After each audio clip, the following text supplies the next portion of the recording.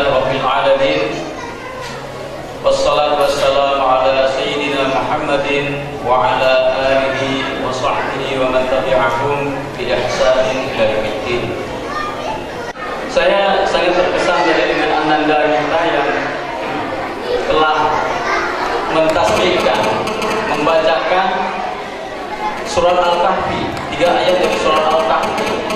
Ayat ini mengandung makna yang sangat dalam. A'udzubillahi minasyaitonir rajim. Innahum fityatun amanu bi rabbihim wa zidnahum huda. Mereka adalah para pemuda yang berbekal iman di dadanya. Wa zidnahum huda. Dan kami tambahkan pada mereka petunjuk. Wa rabbana 'ala qulubihim qalu faqalu rabbuna rabbus samawati wal ardh dan nad'u min dunihi ilaha laqad qulna idza syatata. Dan kami teguhkan pendirian mereka, kami teguhkan hati mereka ketika mereka berdiri berhadapan dengan penguasa, dan mereka mengatakan bahwa Rabbuna, Tuhan kami adalah Allah. Saya tergambar dari ayat ini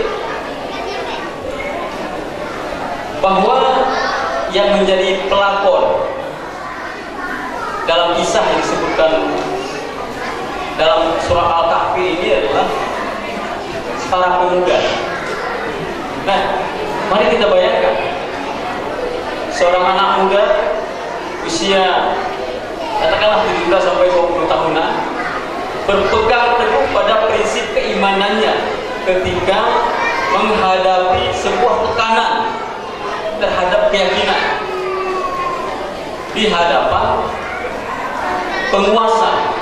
Saya kira ini situasi yang berat yang akan kita hadapi, dan kami dari Yayasan Al-Rissalah Aceh sangat mengharapkan agar kita bisa sama-sama menghadapi tantangan-tantangan tersebut dengan melakukan kerjasama dan juga memiliki tekad untuk mendidik anak-anak kita dengan nilai-nilai kehidupan yang lebih baik.